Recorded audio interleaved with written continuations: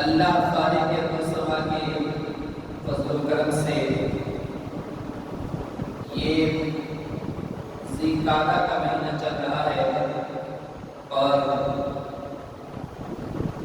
اگلا وہ مہینہ شروع ہو رہا ہے کہ جس کے بارے رب قرآن مجید میں قسمیں اٹھاتا ہے اور حدیث مبارکہ کا مفہوم ہے کہ پیارے نبی مکرم صلی اللہ علیہ وآلہ وسلم نے ارشاد فرمایا کہ سب سے افضل عمل جو کیے جاتے ہیں وہ ذو الحجہ کے پہلے عشرے میں ہیں، یعنی جو بندہ کوئی عمل کرتا ہے تو اس کو سب سے زیادہ ثواب سے نوازا جاتا ہے۔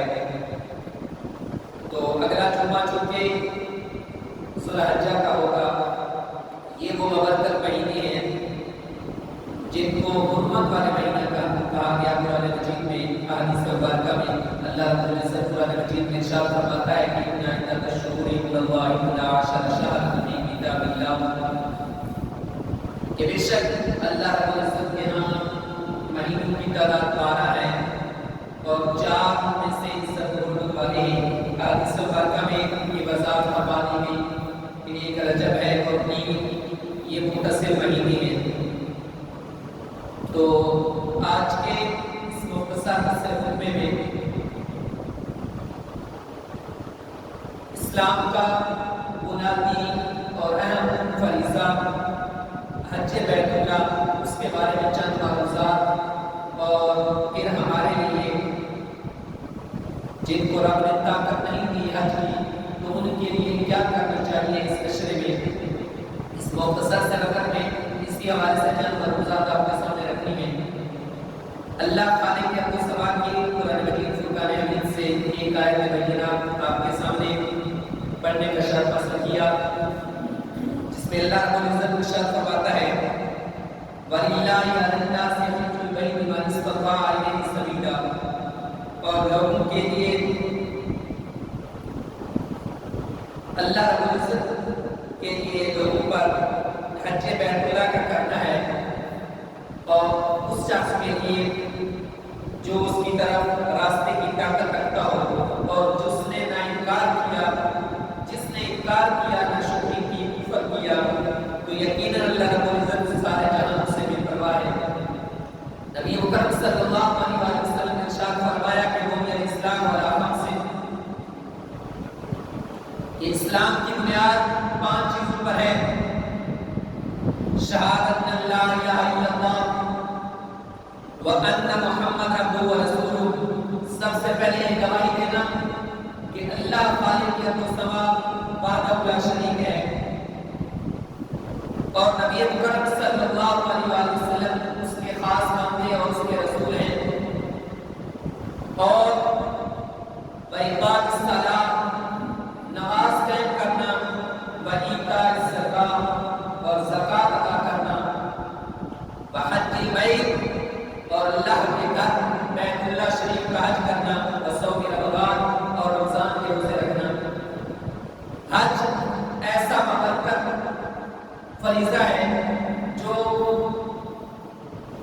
پوری دنیا کے مسلمانوں کو اکٹھا کر دیتا ہے.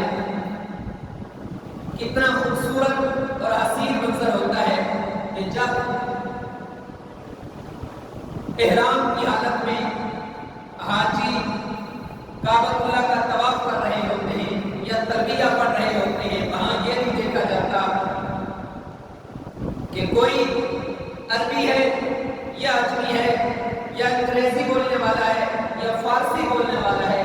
جو مسلمان ہے اور حج کرنے کے لیے آیا ہے اس نے وہی لباس پہننا ہے، احرام باندھنا ہے، تب اس کے لیے وہ حج جو وہ کرنے آیا ہے، وہ سعادت حاصل کرنا آیا ہے، تب اس کے لیے وہ ہوگی. اسی طرح وہاں کوئی اور ذکر نہیں کرنا بلکہ اللہ رب العزت کی وحدانیت کو بیان کرنا ہے جس تلبیہ کے نام سے یاد کیا جاتا ہے، پکارا جاتا ہے.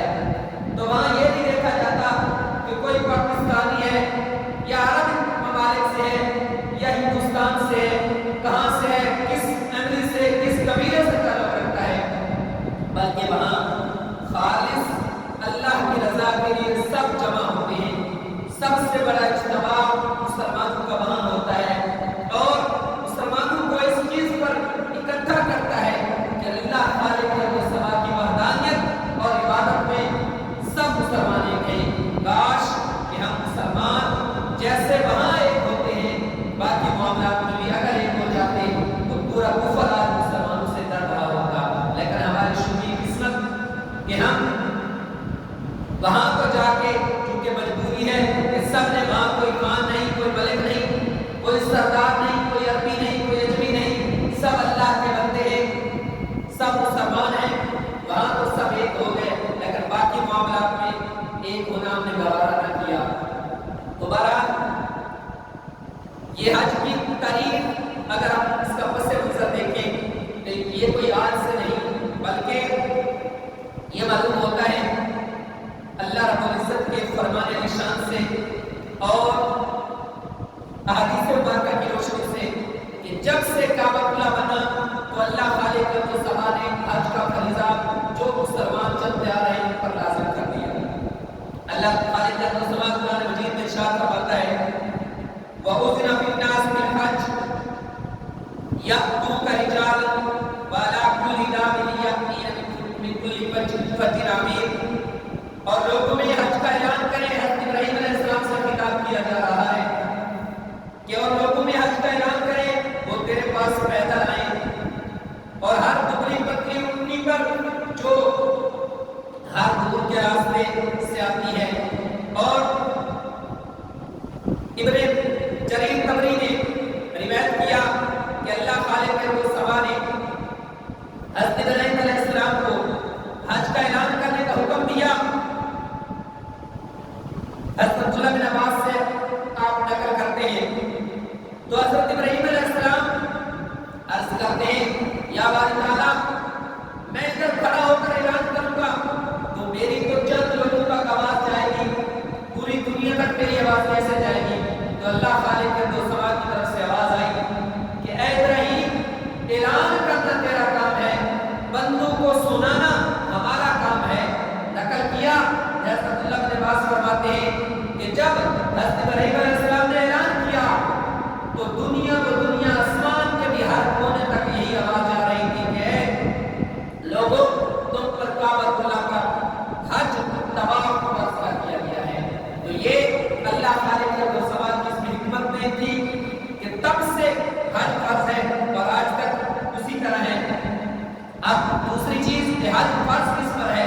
اللہ خالق کے سوال اس کی بھی قرآن مجید میں متضاد کروا دی جو ہے میں نے آپ کے سامنے پڑھی کہ وَلِلَّهِ عَلَى النَّاسِ حِجُّ الْبَيْتِ مَنِ اسْتَطَاعَ إِلَيْهِ سَبِيلًا کہ جو اس راستے کی طاقت رکھتا ہو اس پر حج فرض ہے، ہر آدمی پر حج فرض نہیں.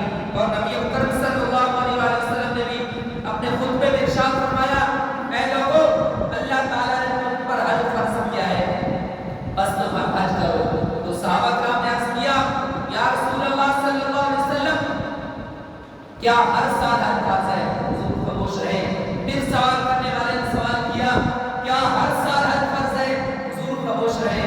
جب تیسری بار سوال کرنے والے نے سوال کیا تو حضور نے ارشاد فرمایا کہ کہ اگر میں بول دیتا کہ ہر سال حج فرض ہے تو آپ پر ہر سال حج فرض ہو جاتا. تو اس سے ایک بات یہ بھی پتہ چلتی ہے کہ جو ہم کر رہے ہیں جو قیامت تک کریں گے وہ وہی ہے جو نبی اکرم صلی اللہ علیہ وسلم نے فرمایا. اب اگر اس وقت حضور فرما دیتے کہ ہر سال حج فرض ہے تو ہر سال ہم پر حج فرض ہوتا ہے. لیکن اب زندگی میں ایک بار فرض ہے. اب اس کی شرائط کیا ہے؟ سب سے پہلی جو شرط ہے وہ یہ ہے کہ مسلمان ہو. کافر پر حج فرض نہیں ہے، مسلمان پر حج فرض ہے. جو مسلمان ہوگا اس پر حج فرض ہے. دوسرا عقل مند ہونا. اگر وہ عقل مند ہے، کسی بے وقوف مجنون پر حج فرض نہیں. اسی طرح بچے پر بھی حج فرض نہیں. والد ولویت شرط ہے. بدن کا تندرست ہونا. اگر کوئی اندھا ہے، کوئی پاؤں سے ہاتھ سے معذور ہے تو اس پر حج فرض نہیں. وہ اپنے اگر شوق سے کرتا ہے تو حج ادا ہو جائے گا، لیکن اس پر حج فرض نہیں. اسی طرح آخری اور جو قرآن مجید نے بھی شرط بیان فرمائی کہ جو اس راستے کی طاقت رکھتا ہو وہ کیا ہے. تو فقہائے کرام نے فرمایا کہ حاجی کے پاس اپنی ضروریات سے زائد اتنا مال ہو، اتنا پیسہ ہو کہ جس سے وہ بیت اللہ تک آنے جانے اور وہاں کا جو دورانیہ ہے ان کے اخراجات کو پورا کر سکے. اور جو اس کے اہل و عیال ہیں، جو اس کے تصرف میں ہیں، ان سب کا خرچہ بھی گھر سے لے کر واپسی آنے تک اگر ہو تو اس آدمی پر حج فرض ہے. اب حج فرض ہے، پھر اگر کوئی حج نہیں کرتا یہ درست نہیں. نبی اکرم صلی اللہ علیہ وسلم نے فرمایا، حضرت عبداللہ بن عباس رضی اللہ تعالیٰ عنہ فرماتے ہیں، مفہوم بیان کر رہا ہوں کہ جو حج کا ارادہ کرے، یعنی جس کو اللہ رب العزت نے طاقت دی ہے تو اسے چاہیے کہ جلدی حج ادا کرے. اور اگر کوئی حج ادا نہیں کرتا تو اس کے لیے وعید بھی بیان فرمائی. فرمایا جس کو اللہ رب العزت نے حج کی طاقت دی اور طاقت ہونے کے باوجود وہ حج نہیں کرتا، اور یا اس کو کوئی ایسی مجبوری نہیں یا اس وقت کا کوئی بادشاہ ظالم ہے اس کو وہ نہیں کرنے دیتا، یعنی کوئی بھی ایسا عذر نہیں اور وہ جان بوجھ کر حج نہیں کرتا، تو فرمایا کہ نہیں، یہ ہو سکتا ہے کوئی یہودی بھرے یا عیسائی بھرے. یعنی اتنی بڑی وعید سنائی کہ جس کو اللہ رب العزت نے طاقت دی ہے، کوئی عذر بھی نہیں کسی طرح کا، اور اگر وہ حج نہیں کرتا تو وہ ہو سکتا ہے کہ ایمان پر اس کا خاتمہ بھی نہ ہو. اتنی بڑی وعید سنائی. اور پھر اگر کتنے خوش نصیب ہیں وہ جو حج یا عمرے پہ جاتے ہیں اور وفات وہاں ان کو موت آ جاتی ہے. نبی اکرم صلی اللہ علیہ وسلم نے ارشاد فرمایا، ام المؤمنین حضرت عائشہ صدیقہ رضی اللہ تعالیٰ عنہا سے مروی ہے کہ نبی اکرم صلی اللہ علیہ وسلم نے ارشاد فرمایا کہ جو شخص حج یا عمرے کی کثرت سے اپنے گھر سے نکلا پھر اس کو موت آ گئی، اس کی وفات ہو گئی، تو قیامت تک وہ حج اور عمرہ کرتا رہے گا. اتنے خوش نصیب ہیں وہ شخص کہ جس کو اللہ رب العزت نے حج کی طاقت دی، وہ حج کرنے گیا اور پھر اس کو وہی موت آ گئی. اور فرمایا کہ اسے اس حج اور عمرے سے دور نہیں کیا جائے گا اور اس کا مواخذہ بھی نہیں کیا جائے گا، اور فرمایا وہ جنت میں چلا جائے گا، اس کو جنت میں داخلہ دے دیا جائے گا. یعنی اور پھر دیکھیے کہ حاجی جو حج کر کے آتا ہے تو اس کے متعلق نبی اکرم صلی اللہ علیہ وسلم ارشاد فرماتے ہیں کہ وہ 400 گھرانوں کے بارے میں، راوی کو شک ہے کہ 400 گھرانوں کے بارے میں یا 400 آدمیوں کے بارے میں سفارش کرے گا اور اس کی سفارش کو قبول بھی کیا جائے گا. اور فرمایا اس کے گناہوں کو ایسے دھو دیا جاتا ہے جیسے وہ آج پیدا ہوا. تو لہٰذا جس کو اللہ رب العزت نے طاقت دی ہے وہ ضرور حج کرے. اور پھر جس کو اللہ رب العزت نے طاقت دی ہے، اگر یہ فرض ایک دفعہ ہے، لیکن فرمایا کہ جو حج اور عمرہ کرتا رہتا ہے تو اللہ رب العزت اس کی کثرت حج کی وجہ سے اس کو فقط سے دور کر دیتا ہے، یعنی اس کی جو محتاجی ہوتی ہے وہ دور ہو جاتی ہے. حضرت عبداللہ بن مسعود رضی اللہ تعالیٰ عنہ مروی ہے، فرمایا اگر تم پے در پہ حج عمرہ کرو گے تو یہ دونوں فقر اور گناہوں سے تم کو دور کر دیں گے، ایسے دور کر دیں گے جیسے آگ کی بتی لوہے، سونے اور چاندی کی میل کچیل کو دور کر دیتی ہے. اور فرمایا نیکیوں کا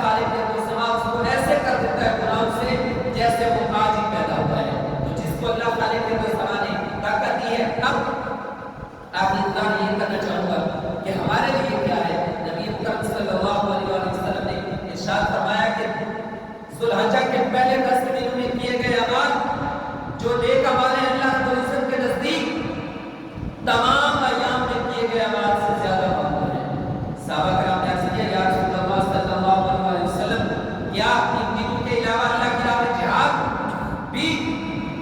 تو نبی اکرم صلی اللہ علیہ وسلم نے فرمایا ہاں جہاد بھی، ہاں ایک صورت میں فرمایا کہ کوئی آدمی اپنی جان اور اپنا مال اللہ خالق کو سما کی بارگاہ میں رضا کے لیے جہاد کے لیے لے کے جائے اور وہ دونوں چیزیں واپس نہ لے کر تو تب تو وہ فضیلت پا جائے گا، ورنہ فرمایا کہ ان 10 دنوں کے اعمال سب سے افضل ہے۔ اور پھر یہ بھی فرما دیا کہ ان 10 دنوں میں کرنا کیا ہے، فرمایا سب سے زیادہ کلمہ طیبہ اور اللہ اکبر تکبیر اور سبحان اللہ کا ذکر کریں تو اللہ خالق کے سما کو یہ سب سے زیادہ پسندیدہ ہے۔ اور پھر ایک جو عمومی بات بیان کی جاتی ہے بال کٹنے اور ناخن کاٹنے کے حوالے سے، یہ مستحب ہے فقہ کے مطابق جو عمومی سلمہ رضی اللہ تعالیٰ عنہ سے روایت ہے، یہ مستحب ہے۔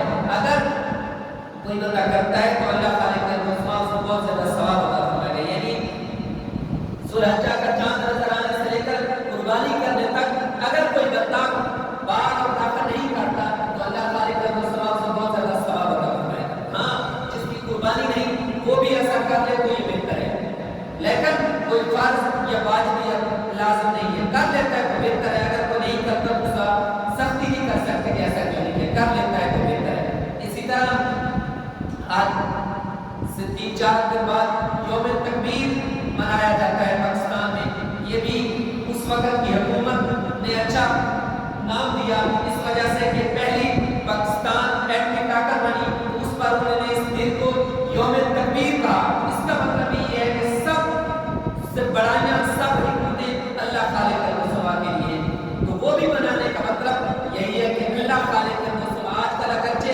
اس کو اور طریقے سے منایا جاتا ہے لیکن اس کا جو مطلب ہے یوم تکبیر کا وہ بھی یہی ہے کہ اللہ خالق المصطفیٰ کی بڑائی بیان کی جائے کہ طاقت اگر مسلمان ممالک سے سب سے پہلے پاکستان کو اللہ رب العزت نے عطا فرمائی ہے تو یہ اسی کا فضل ہے، ورنہ انسان یا ہم کچھ نہیں کر سکتے۔ اللہ خالق کے سوا قرآن و حدیث